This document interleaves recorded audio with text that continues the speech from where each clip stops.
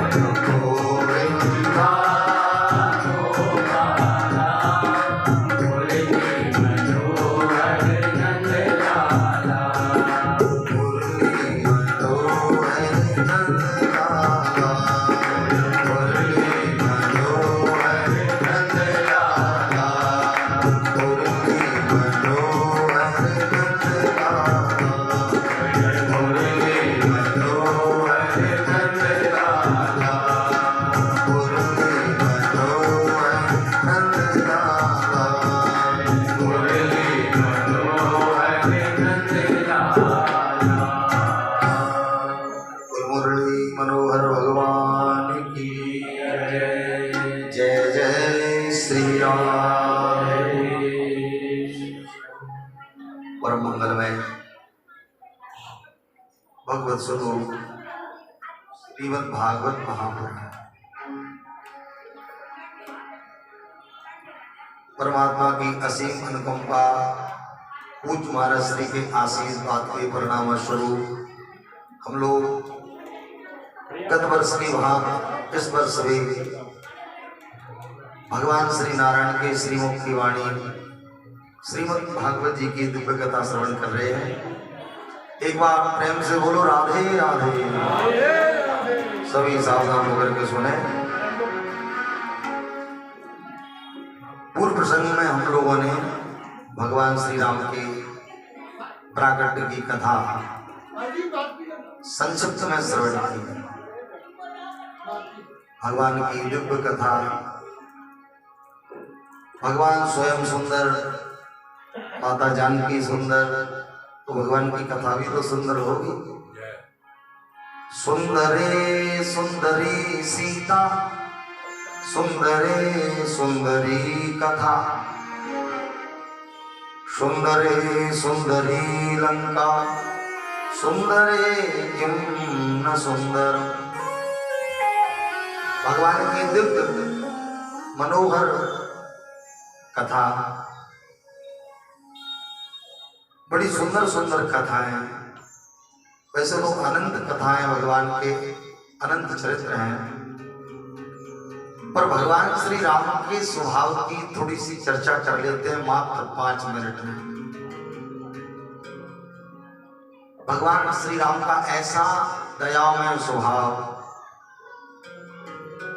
शंकर जी कहते हैं भवानी जो प्रभु श्री राम के स्वभाव को समझ लेता है, जान लेता है, उनके स्वभाव के बारे में, आगे भजन तज भाव न आना, उमा राम स्वभाव जय जाना। ऐसा भगवान का दयामय स्वभाव है। एक छोटी सी कथा है। भगवान कितने दयालु, कितने कृपालु, भक्तों का कितना ध्यान रखते हैं।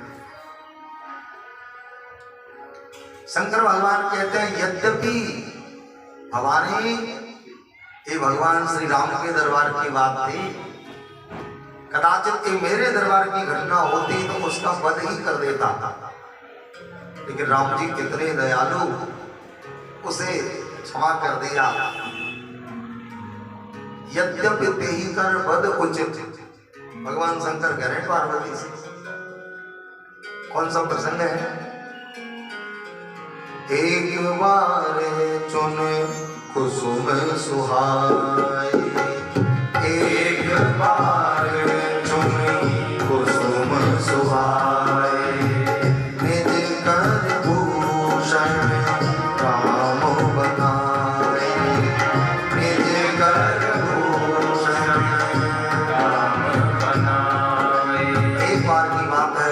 श्री राम जो वन में थे, चित्रकूट में वास कर रहे थे। चित्रकूट भगवान को बहुत अच्छा लगा और बहुत दिनों तक चित्रकूट रहे। एक दिन भगवान पटिक शिला पर विराजे थे। इस पटिक शिला पास में माता जानकी थी और वन में बड़े सुंदर सुंदर पुष्प लगे थे। भगवान के मन में विचार आया कि चलो आज जानकी का श्रृंगार हम ही कर देते हैं। तो भगवान ने अपने हाथों से निज कर, निज माने अपने, कर माने हाथ, अपने हाथों से पुष्पों का चयन किया, आभूषण बनाए, माला बनाई, बालों के लिए गजरा बनाया और अपने हाथ से भगवान ने माता जानकी का श्रृंगार किया। पुष्पों का सिर पर पुष्प लगा दिए, चोटी में लगा दिए, हाथों में माला पहना दी। संयोग की बात देखो, उसी समय देवराज इंद्र के बेटा के मन में विचार आया कि भगवान की लीलाओं का दर्शन करने चलता। तो सुरपति का बेटा, इंद्र का बेटा जयंत, जयंत के मन में ये विचार आया और जयंत भगवान की लीलाओं को देखने आया। उसको लगा कि मुझे पहचान न ले, इसलिए रूप बदल लेता हूं। तो उसने कौवे का रूप धारण कर लिया, काग बन गया और उसने आकर के देखा चित्रकूट में भगवान की लीला चल रही है। अपने हाथों से पुष्प चयन कर रहे हैं, आभूषण बना रहे हैं और माता जानकी को धारण कर रहे हैं। और उसका माथा घूम गया। वो सोच लगा ये कैसा भगवान, ये तो भगवान हो ही नहीं सकते, ये तो कोई स्त्री का सेवक मालूम पड़ रहा है। देखो तो कैसे अपनी पत्नी की सेवा कर रहा है। भगवान की लीला को देख करके भ्रमित हो गया इंद्र का बेटा। फिर मन में सोच लगा नहीं भगवान तो यही है, क्यों ना मैं इनकी परीक्षा ले लूं। तो परीक्षा का भाव आया और उसने सीता जी के चरण में चोंच का प्रहार किया। भगवान राम तो श्रृंगार कर रहे थे और वो आया सीता जी के चरण में चोंच का प्रहार करके भागा। भगवान ने कौवे को भागते हुए देखा, फिर सीता जी के चरण के पास से रक्त निकल रहा था। भगवान समझ गए। अब वो लकड़ी सीख से ही पुष्पों की माला बना रहे थे, तो उन्होंने भगवान ने वही सीख उठाई और फेंक करके कौवे को मारी और काग जैंत भागा। वो भागा, भगवान का बाण पीछे ही लग गया। वो मुड़ के देखे बाण बिल्कुल पीछे ही चला रहा है सीख का। भयभीत होकर के भागा, ब्रह्मा जी के पास गया। ब्रह्मा जी से बोला महाराज क्षमा करो, रक्षा करो, मेरी रक्षा करो। ब्रह्मा जी बोले मैं नहीं कर पाऊंगा, भागो। दूसरी जगह गया, किसी ने रक्षा नहीं की, किसी ने बैठने के लिए भी नहीं कहा, यहां तक कि उसके अपने पिता ने भी मना कर दिया, मैं रक्षा नहीं कर पाऊंगा और तू यहां से निकल। भटक रहा था सारे संसार में, किसी ने बैठने के लिए भी नहीं कहा। देवर्षि नारद ने देखा इंद्र का बेटा जयंत कितना परेशान है, तो नारद जी को दया आ गई। नारद जी तो संत है और संतों का दयामय स्वभाव होता है। नारद जी को जयंत को देखते ही दया आ गई। लागी दया कोमल चित्त संता, नारद जी को दया आई।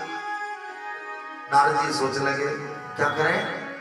इतने में जयंत ने देवर्षि नारद को देख लिया और दौड़ तो रहा ही था, नारद जी की ओर दौड़ पड़ा, चरणों में गिर पड़ा, महाराज रक्षा करो, रक्षा करो।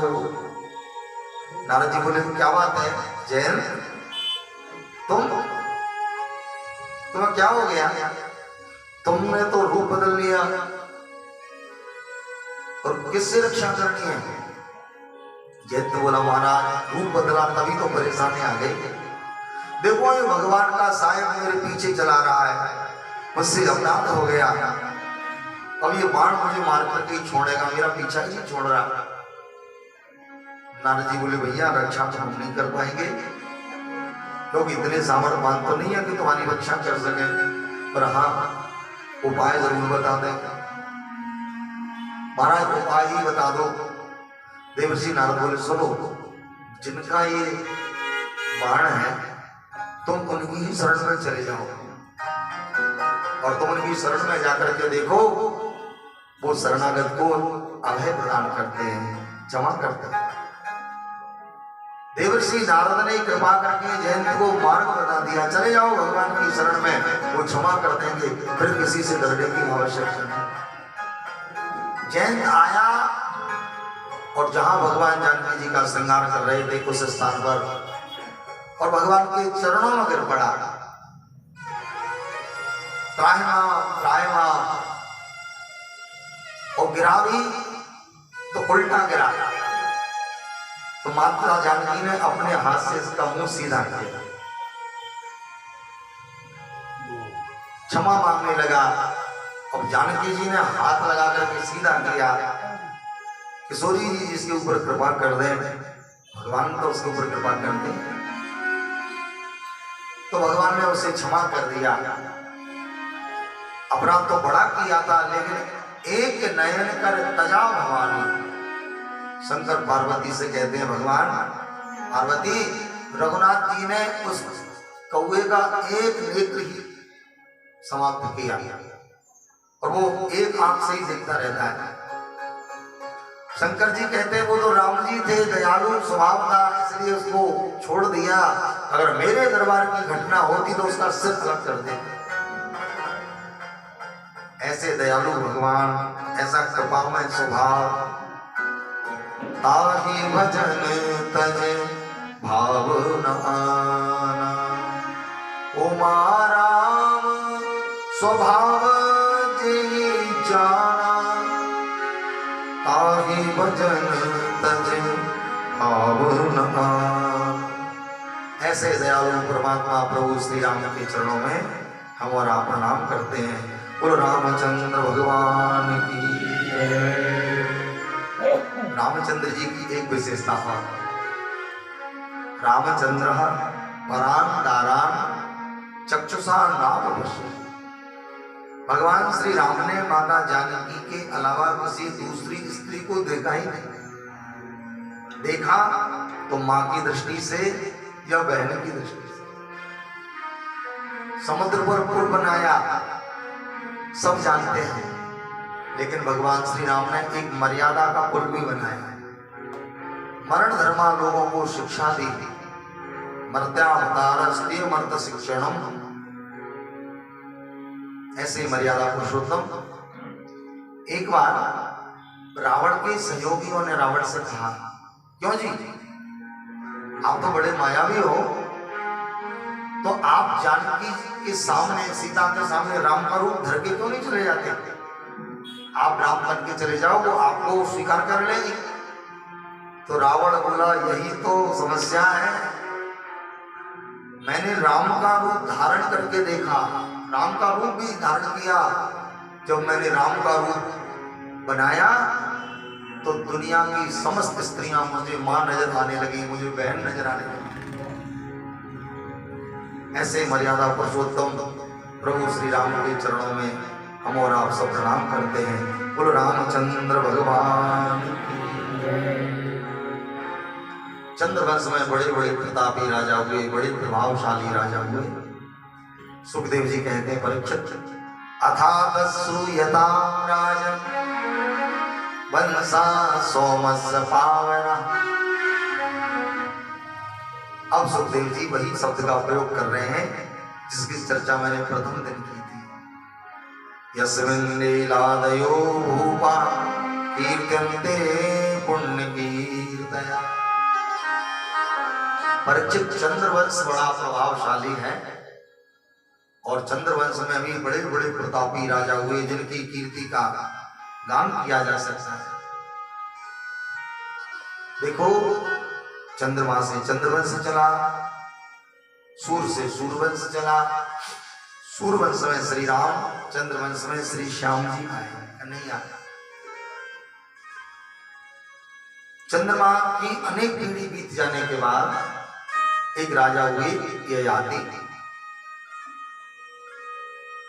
ययाति राजा क्षत्रिय थे और इनका विवाह शुक्राचार्य जी की बेटी के साथ हुआ।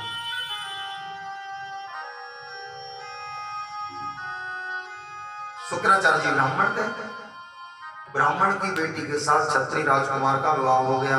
परीक्षित जी बोल पड़े, गुरुजी है ये तो अनुचित है, ऐसा नहीं होना चाहिए।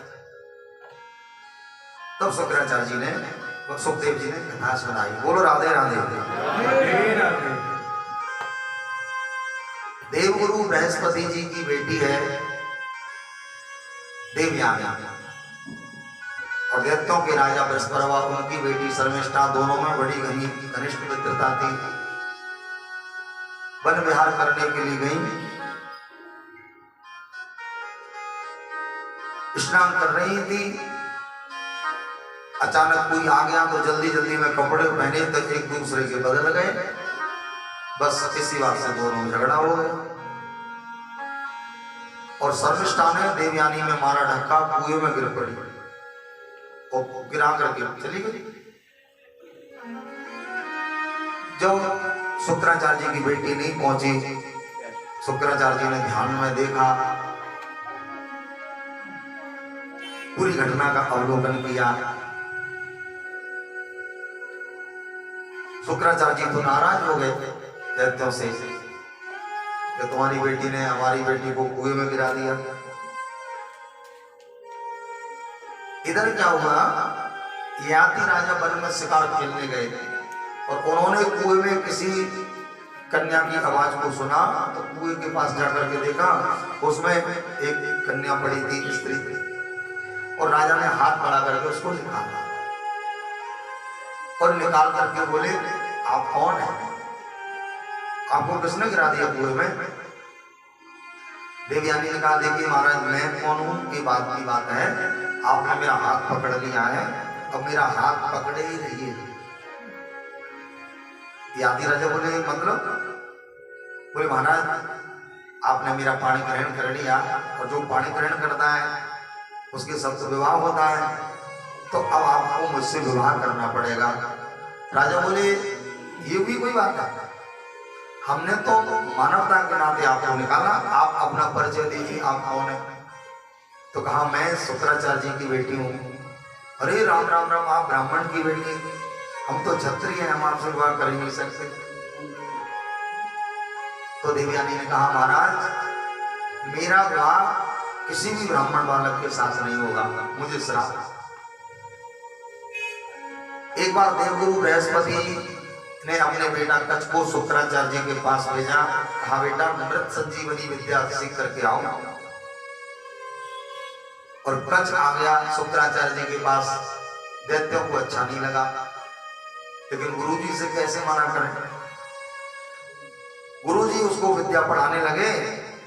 एक दिन दैत्यों ने उसको कच्छ को ही मार दी, जंगल में फेंक दिया। शुक्राचार्य जी ने ध्यान से देखा तो फिर उसको विद्या के प्रभाव से जीवित कर दिया। ऐसा कई बार हुआ। एक बार तो कच्छ को मार करके शुक्राचार्य जी को ही खिला दिया मिला करके। अब कच्छ जब नहीं दिखा, कच्छ से बृहस्पति जी की बेटी शुक्राचार्य जी की, बृहस्पति जी की बेटी शुक्राचार्य जी की बेटी जो देवयानी थी, वो मन ही मन प्रेम करने लगी। अब जब कच्छ नहीं दिखा तो उसने पिताजी से कहा, पिताजी, कच्छ कहाँ है? बहुत दिन हो गए, वो दिखा नहीं। शुक्राचार्य जी ने नेत्र बंद करके देखा, पूरी घटना जान गए। अरे बेटी, उसको तो इन दुष्टों ने मार दिया और मेरे पेट में मुझे ही खिला दिया। इकलौती बेटी थी, जिद करने लगी, पिताजी, मुझे कच्छ जीवित चाहिए। अब बेटी ने आग्रह किया तो शुक्राचार्य जी ने मृत संजीवनी विद्या के प्रभाव से कच्छ को अपने पेट के अंदर ही जीवित किया और समस्त विद्या उसको सिखाई पेट के अंदर ही। फिर शुक्राचार्य जी बोले, बेटा कच्छ। जी गुरुजी, सारी विद्या तुमने पढ़ ली, सीख ली? बोले, जी। अब हमारे पेट को फाड़ करके बाहर आओ और हम जब मर जाएं तो हमको जीवित कर देना विद्या के प्रभाव से। कच्छ ने कहा, ठीक है। और कच्छ शुक्राचार्य जी के पेट को फाड़ के बाहर आया, फिर उनको विद्या के प्रभाव से जीवित किया। शुक्राचार्य जी बहुत प्रसन्न हुए। देखो, तुमने बाहर रह करके तो विद्या नहीं सीख पाई, लेकिन पेट के अंदर सीख ली, बहुत अच्छा हुआ। फिर कच्छ की जब विद्या पूर्ण हो गई तो वो जाने लगा प्रणाम करके पीछे पीछे शुक्राचार्य जी की बेटी। कच्छ ने कहा, आप कहाँ जा रही हैं? देवयानी ने कहा, मैं आपके साथ चलूंगी और अपने मन की बात बताई कि मैं आपसे प्रेम करती हूँ, आपसे विवाह करना चाहती हूँ। कच्छ ने कहा, लेकिन मैं तो आपसे प्रेम नहीं करता, कर भी नहीं सकता, क्योंकि आप तो मेरे गुरुजी की बेटी हो, मेरी बहन हो। शुक्राचार्य जी की बेटी ने कहा, कुछ भी हो, मुझे तुमसे विवाह करना है और तुमको मुझसे विवाह करना पड़ेगा। कच्छ ने कहा, मैं नहीं करूंगा ये अधर्म का काम। देवयानी को आ गया क्रोध और कहा, यदि तुमने मेरी बात नहीं मानी तो पूरी विद्या भूल जाओगे, तुम जो तुमने पढ़ा है सब भूल जाओगे। कच्छ ने कहा, श्राप स्वीकार है, लेकिन मैं अधर्म का कार्य नहीं करूंगा। देवयानी जाने लगी तो कच्छ ने कहा, सुनो, मैंने तो धर्म की मर्यादा का पालन किया और तुमने मुझे श्राप दे दिया, मैं भी तुम्हें श्राप देता हूं कि दुनिया का कोई भी ब्राह्मण बालक तुमसे विवाह नहीं करेगा। आज देवयानी ने वही बात कही, महाराज आपको मुझसे विवाह करना पड़ेगा। यद्यपि मैं हूं ब्राह्मण, लेकिन मुझसे कोई ब्राह्मण बालक विवाह नहीं करेगा, क्योंकि कचस्य वारस भक्तस्य, बृहस्पति के बेटा कच ने मुझे श्राप दिया है। तो राजा ने विधि का विधान जाना और शुक्राचार्य जी की बेटी से विवाह कर दिया।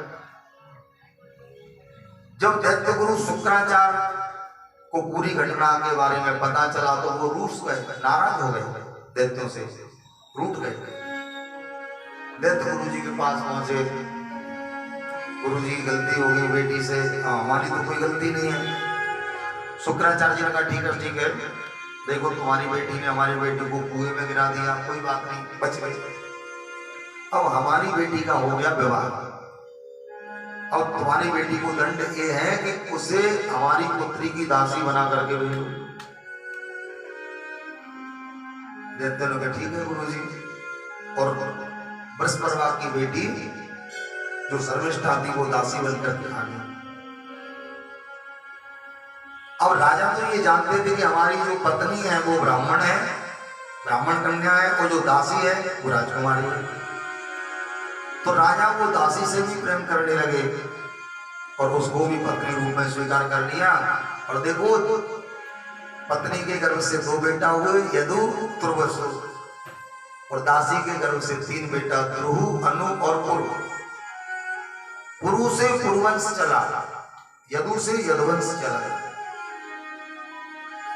जब शुक्राचार्य जी को पता चला कि हमारे दामाद ने हमारी बेटी के साथ धोखा किया है, दासी को पत्नी बना लिया, हमारी बेटी के 2 बेटा हो गए और दासी के 3, और शुक्राचार्य जी को आ गया क्रोध, और उन्होंने अपने दामाद को ही श्राप दे दिया, वृद्ध हो जाओगे तुम। याति राजा की कमर 3 जगह से झुक गई, बाल सफेद हो गए, हाथ जोड़ के बोले आदरणीय ससुर जी, आपने हमें वृद्ध होने का श्राप दे दिया, हमें स्वीकार है, लेकिन हम वृद्ध हो गए तो आपकी पुत्री को ही तो परेशानी होगी।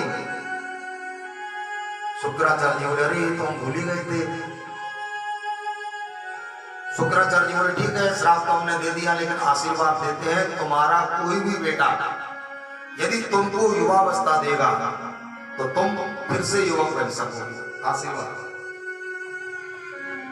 राजा ने कहा ठीक है। याति राजा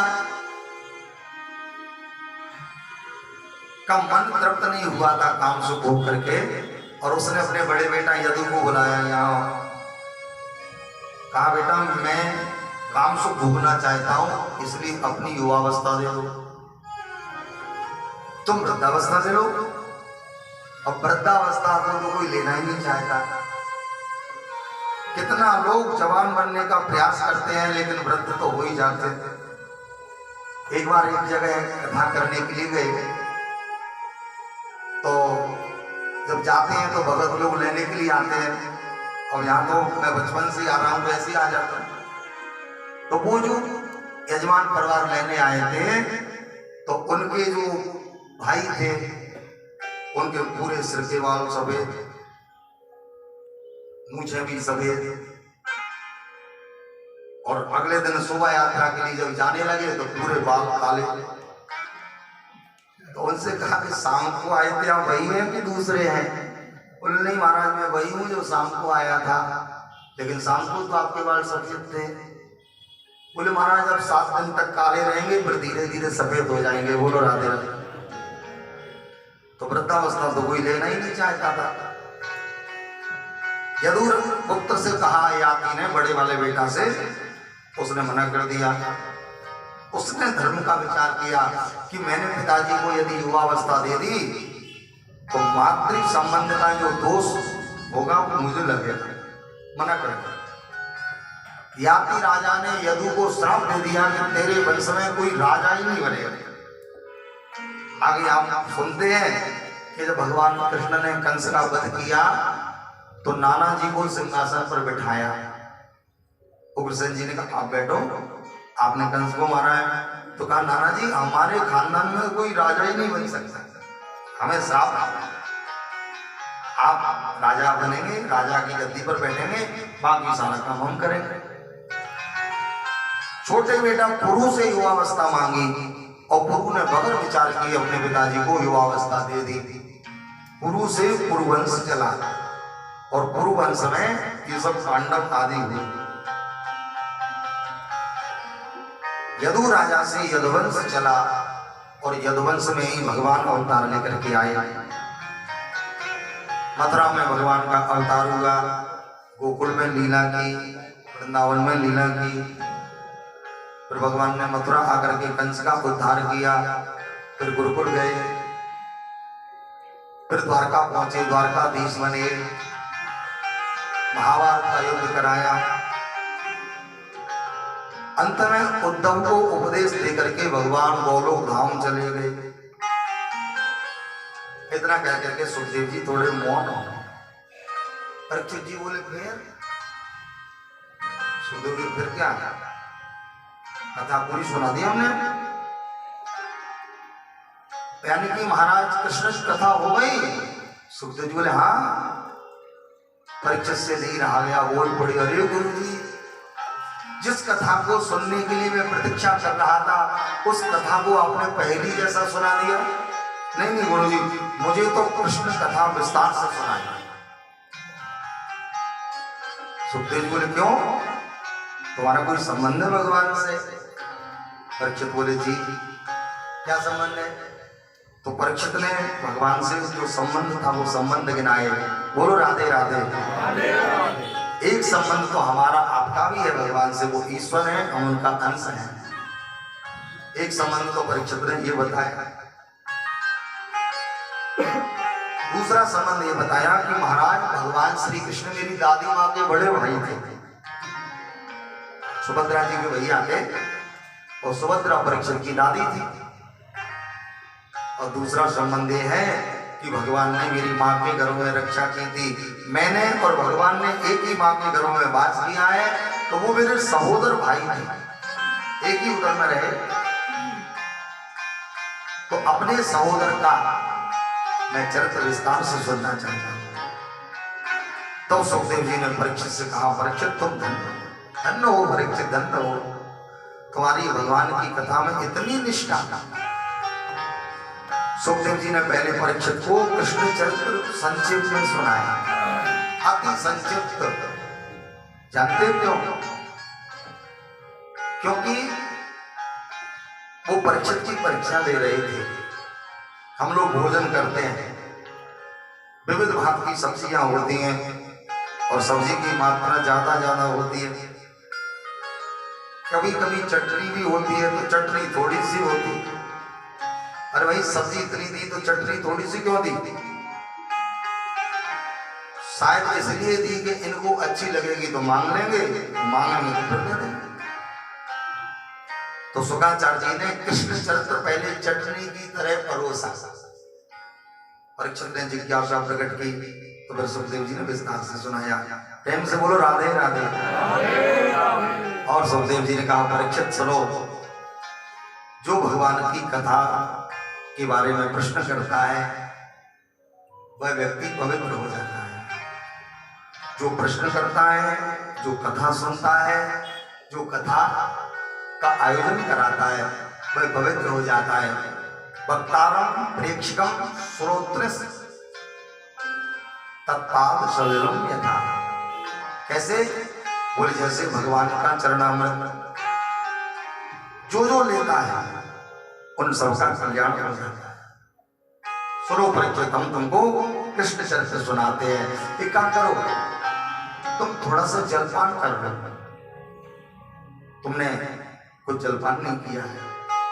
परीक्षित बोले गुरुजी मैंने जन्म से लेकर के अब तक अपने जीवन में इतना भोजन किया है, इतना भोजन किया हूं मैं कि यदि समस्त किए हुए भोजन को एक जगह रख दूं तो बड़ा भंडार घर बन जाएगा। जन्म से लेकर के अब तक इतना पानी पिया है मैंने कि समस्त पिए हुए पानी को यदि एक जगह एकत्रित कर दूं तो बड़ा भारी जलाशय बन जाएगा। लेकिन सत्य कहता हूं गुरुदेव, आपके मुखरूपी चंद्रमा में से जो भगवत कथा निर्जरित हो रही है, इस कथा को सुनकर के मेरी भूख, मेरी प्यास और बढ़ रही है। बस मुझे यही लग रहा है, आप तो कथा सुनाते जाएं, कथा सुनाते जाएं, कथा सुनाते जाएं। तो सुखदेव जी ने परीक्षित को धन्यवाद दिया। धन्य हो परीक्षित, धन्य हो तुम कि तुम्हारी भगवान की कथा में ऐसी निष्ठा। सुनो, जब जब पृथ्वी पर अत्याचार, अनाचार, भ्रष्टाचार बढ़ता है तो सदाचार की स्थापना करने के लिए परमात्मा अवतार लेते हैं। जब जब हो धर्म के हानि, पाड़े असुर महाअभिमान। जो पृथ्वी पर अराजकता फैलती है, आसुरी स्वभाव वाले लोग बढ़ जाते हैं, तो पृथ्वी गाय का रूप लेकर के देवताओं की शरण में जाती है। गौरवभूत्वा श्रम की खिन्ना क्रंदन्ति करुणम विभु। एक बार पृथ्वी गाय का रूप लेकर के देवताओं की शरण में गई, देवताओं को अपना दुख सुनाया। देवता बोले चलो भगवान के पास, ब्रह्मा जी के पास चलते हैं। ब्रह्मा जी बोले मैं कुछ नहीं कर सकता, चलो भगवान नारायण के पास। फिर ब्रह्मा जी ने कहा सुनो सुनो, यहीं से भगवान का ध्यान करते हैं। और ब्रह्मा जी के साथ सब देवताओं ने स्तुति की। ब्रह्मा जी ने नेत्र बंद किए और मन का संबंध भगवान से स्थापित किया।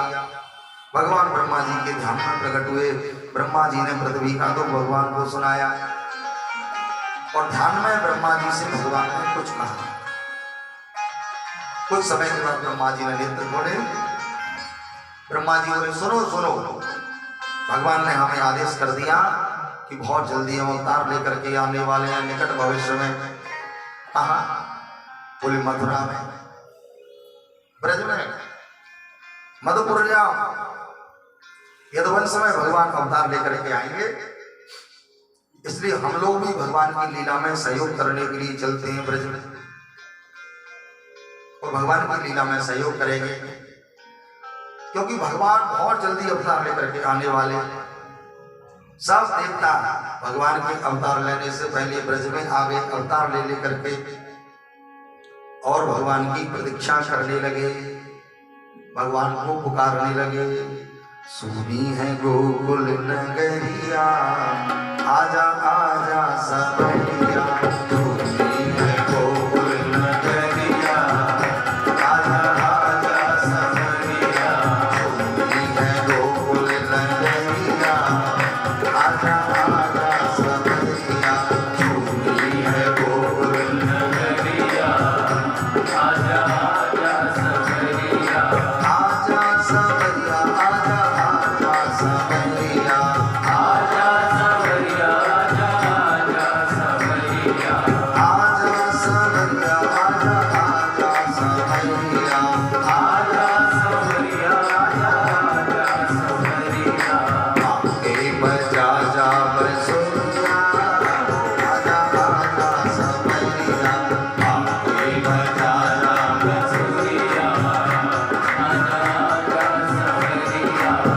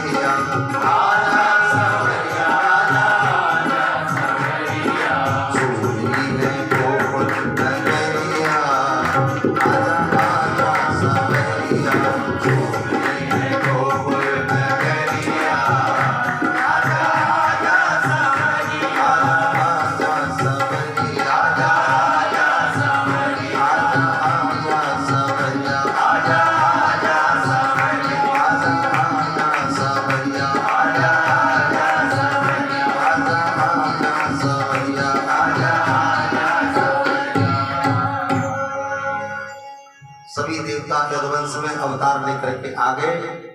यत्र तत्र जहां कहा कोई भगवान का चाचा बना, कोई मामा बना, कोई कुछ बना, कोई कुछ बना, सगे संबंधी स्वजन बन करके आ गए और भगवान को पुकारने लगे।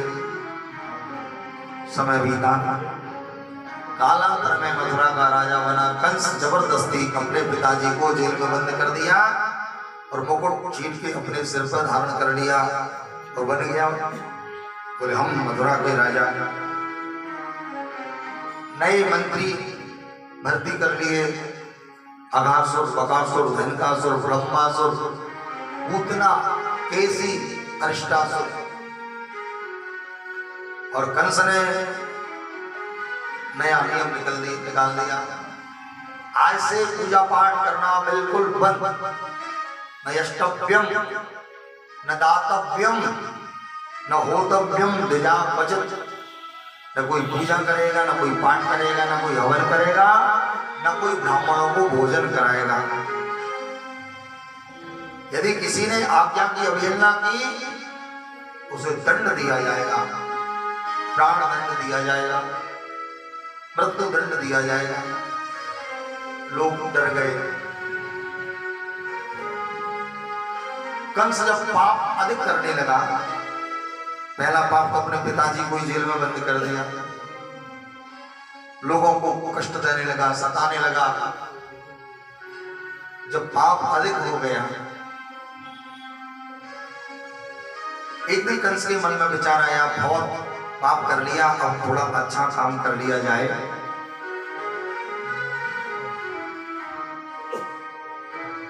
कहीं प्रजा बहिष्कार न कर दे तो प्रजा को प्रसन्न करने के लिए कुछ काम कर लिया जाए।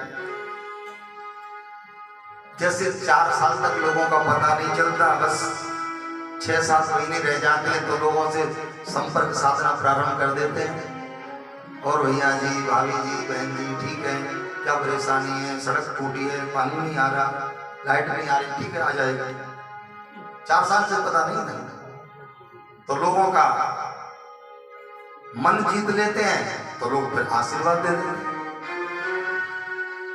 कंस ने भी लोगों का मन जीतने के लिए थोड़ा धार्मिक कार्य करने का नाटक किया।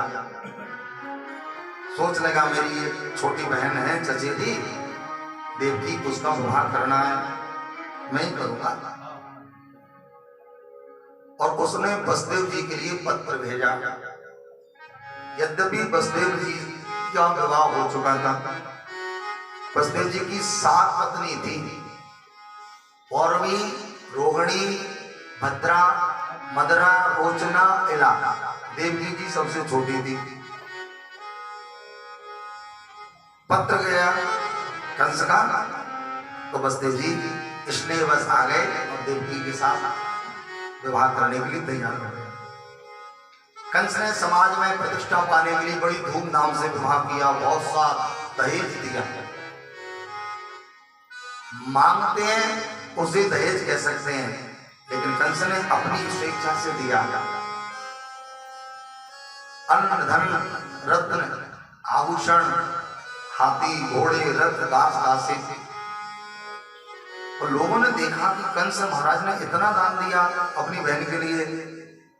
लोग सोच रहे थे महाराज तो बड़े भावुक हैं, बड़े भोले हैं। अरे लगता है महाराज ऊपर से कठोर है, हृदय के बड़े कोमल हैं। तो लोगों का मन बदलने लगा, कंस के प्रति स्वभाव समझने लगे। तो कंस समझ गया कि लोग मेरे प्रति आकर्षित हो रहे हैं, मेरे नाटक को पहचान नहीं पा रहे हैं। कंस बड़ा प्रसन्न, सोच लगा एक नाटक और करूंगा और सब भूल जाएंगे। देवकी की जब विदा करने लगा तो कंस ने सारथी से कहा तुम हटो, हम रथ चलाएं। और स्वयं रथ चलाने लगा। आकाश से देवता ये दृश्य देख रहे थे, हैरान हो गए देवता, ये हो क्या रहा है।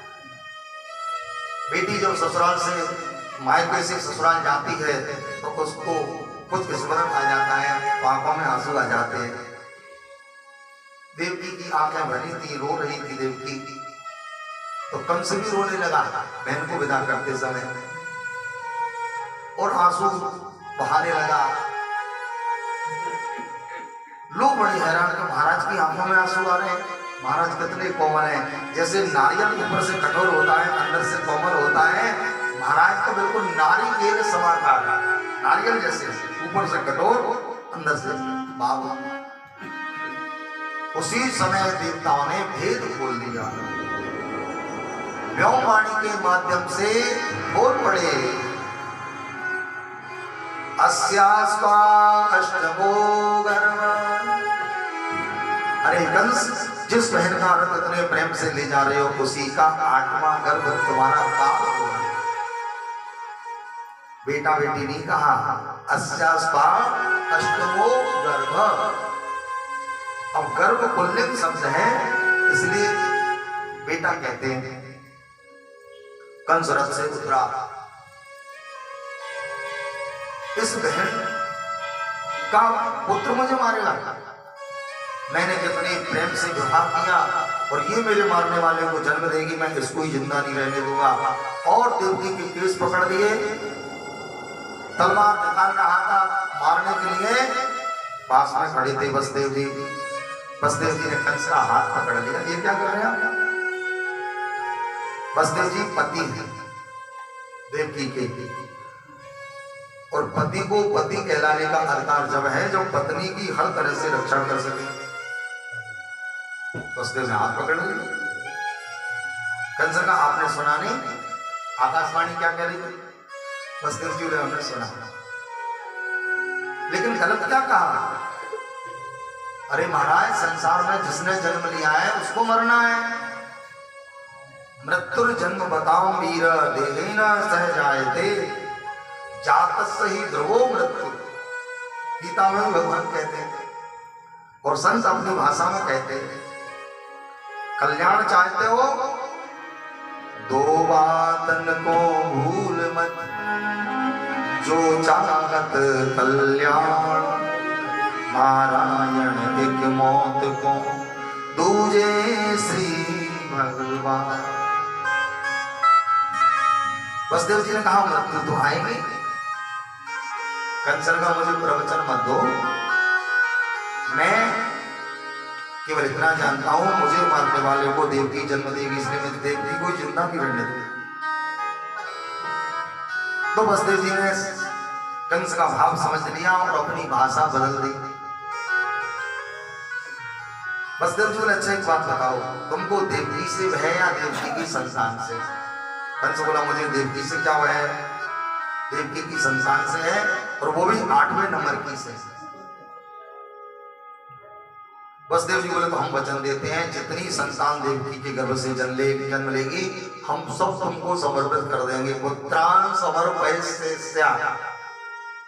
कंस को वसुदेव जी पर विश्वास था, वसुदेव जी बड़े सत्यवादी थे, विश्वास कर लिया, बात मान ली, ठीक है छोड़ देता हूं।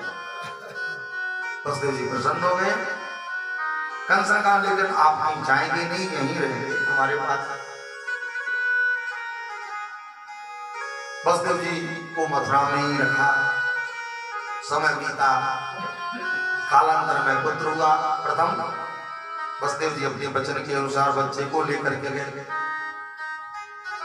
और जाते जाते वसुदेव जी को तो सब पता था कि ये दुष्ट मार देगा बच्चे को और हमारा बच्चा बगैर नाम का न मर जाए, इसलिए उसका नामकरण भी करा दिया और बच्चे का नाम रख दिया कीर्तिमन, कीर्तिमान, कीर्तिमंतम प्रथमजम कंस्या आनंद बंधुवे।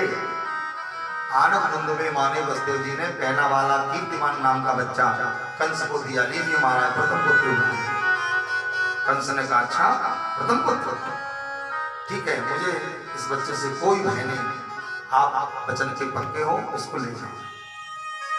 वसुदेव जी बच्चे को लेकर के गए। वसुदेव जी का निकलना हुआ, नारद जी का आना हुआ। नारायण नारायण, दुष्ट दया कर रहा है, भगवान अवतार नहीं लेंगे। दुष्ट के मन में दया, ये तो असंभव कार्य है। जितना अधिक कंस पाप करेगा उतनी जल्दी भगवान अवतार लेंगे। और नारद जी ने कंस को ऐसा कह दिया कि देखो, तुम इधर से गिनते हो और कई देवता उधर से गिनते हो, तो एक 8वां हो सकता है। नारद जी एक कमल का फूल लिए थे, भाजपा का चुनाव चिन्ह, बोलो राधे राधे। कमल की 8 पंखुड़ी। नारद जी ने कहा इसमें 8वीं कौन सी है? कंस ने गिनी। नारद जी बोले अब यहां से गिनो। जब यहां से गिनना प्रारंभ किया तो दूसरी 8 हो जाएगी। तो नारद जी ने प्रत्येक को 1 बताया, प्रत्येक को 8 बताया और कहा कंस तुम बड़े भोले हो।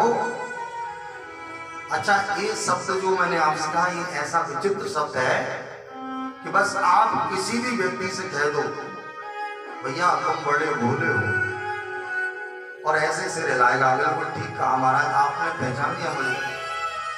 चाहे वह कितना ही चतुर हो, अगर किसी ने कह दिया आप तो बड़े सज्जन हो, बड़े भोले हो, बिल्कुल ठीक कह दिया। नारद जी ने कहा तुम बड़े भोले हो, देवता बड़े चतुर हैं। कंस बोला कितने भी चतुर बने रहे गुरुजी, मैं एक भी बच्चे को जिंदा नहीं छोड़ने वाला। और नारद जी तो नारायण नारायण कहकर के चले गए। कंस ने बच्चे को बुलाया, मार दिया। दूसरे, तीसरे, चौथे, पांचवे, छठे 6 बार का वध किया। 7वीं बार शेष भगवान देवकी मैया के गर्भ में आए। जो रामावतार में लक्ष्मण बने थे वही कृष्णावतार में बड़े भैया बन के आए। क्यों?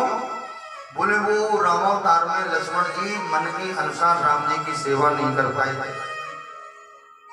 एक बार लक्ष्मण जी राम जी के चरण दबा रहे थे दंडकारण्य में, और रात्रि का जब समय हुआ तो राम जी ने कहा लक्ष्मण अब रात हो गई, जाकर के आराम करो। लक्ष्मण जी बोले भैया थोड़ी और सेवा कर लेता हूँ। ठीक, फिर चरण दबाते रहे। फिर कुछ समय के बाद राम जी ने कहा अब बहुत हो गया, अब आराम कर लो थोड़ा। लक्ष्मण जी बोले भैया थोड़ी सी और सेवा कर लेता हूँ, आराम ही तो करना है। राम जी बोले सुनो, हम बड़े भाई हैं और बड़े भाई की आज्ञा का पालन करना चाहिए, हम आदेश देते हैं जाओ आराम करो। लक्ष्मण जी ने चरण छोड़ दिए और मन में सोच लगे इस बार छोटा बन के आया हूँ इसलिए आप आदेश दे रहे हैं, सेवा नहीं करने दे रहे। कोई बात नहीं, अगली बार बड़ा बन करके आऊंगा फिर करूंगा सेवा। तो वही लक्ष्मण जी कृष्णावतार में बड़े भाई बलराम बन करके आए और खूब मन के अनुसार कन्हैया की सेवा करी। एक ब्रज की लीला आपको सुना देता हूँ 2 मिनट की। बोलो राधे राधे। आज गोपाष्टमी है तो भगवान जब गायों को चरा रहे थे वन में बलराम जी के साथ, ग्वाल वालों के साथ,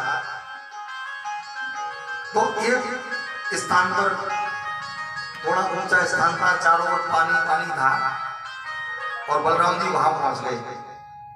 कन्हैया से बोले लाला इतमाओ आइयो।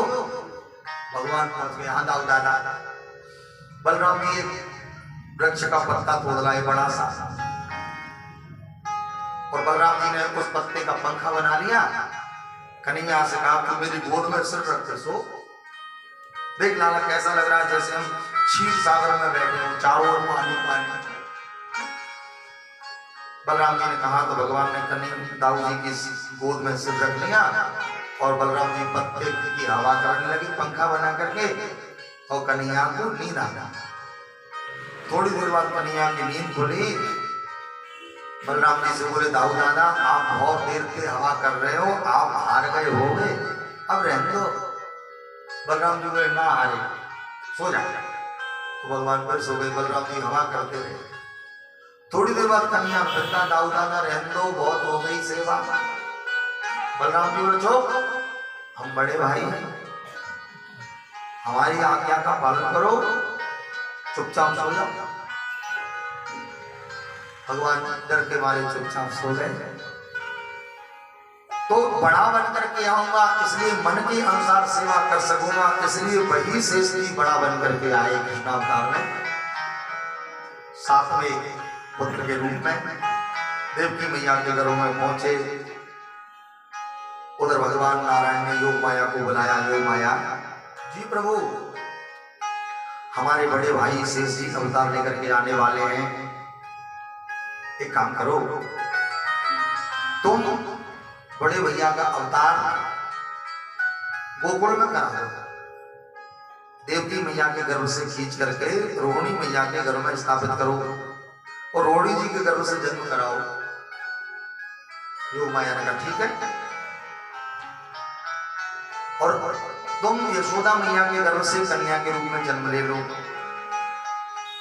आठवीं बार हम देवकी मैया के गर्भ से पुत्र बन करके आएंगे, तुम यशोदा के गर्भ से बेटी बन के आ जाना। फिर पिताजी मुझे गोकुल छोड़ देंगे, तुमको मथुरा ले आएंगे और कंस तुमको मारेगा, तुम दुर्गा का रूप धारण कर लेना। तुम्हारे बड़े नाम होंगे, कोई दुर्गा कहेगा, कोई भद्रकाली, कोई वैष्णवी, कोई चंडी। दुर्गेति भद्रकाली विजया वैष्णवी च नाम देगा कुर्वंती। तुम्हारे अनेकों नाम होंगे, तुम्हारी बड़ी पूजा होगी और तुम लोगों का मनोरथ पूर्ण कर सकोगी, हमारा आशीर्वाद। लेकिन जब तक हमारा जन्म हो और हम गोकुल ठीक से नहीं पहुंच जाए, तब तक ब्रजमंडल की कमान अपने हाथ में रखना, कुछ गड़बड़ नहीं होना चाहिए। योग माया ने कहा ठीक है प्रभु, और योग माया ने भगवान की आज्ञा को स्वीकार किया और सातवें गर्भ को अपनी माया के प्रभाव से देवकी मैया के गर्भ से खींचा, रोहिणी जी के गर्भ में स्थापित किया।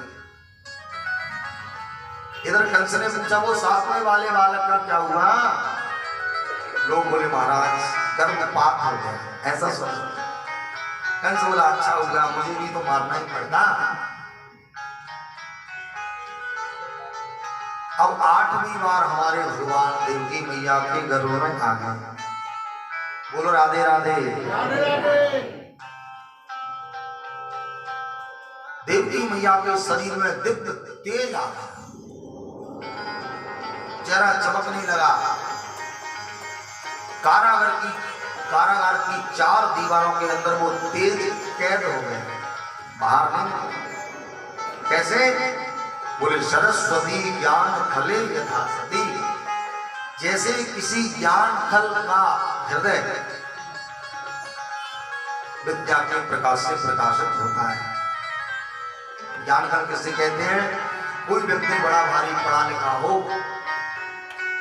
लेकिन अपनी विद्या को किसी को देना न चाहे, किसी को बताना न चाहे, तो वो विद्या उसके हृदय को तो प्रकाशित करती है लेकिन उस विद्या से किसी दूसरे को कोई लाभ नहीं होता, इसलिए उसको ज्ञान खल कहते हैं। सरस्वती ज्ञान खले यथा सती। ठीक इसी तरह देवकी मैया के शरीर का तेज कारागार की चार दीवारों के अंदर कैद हो गया।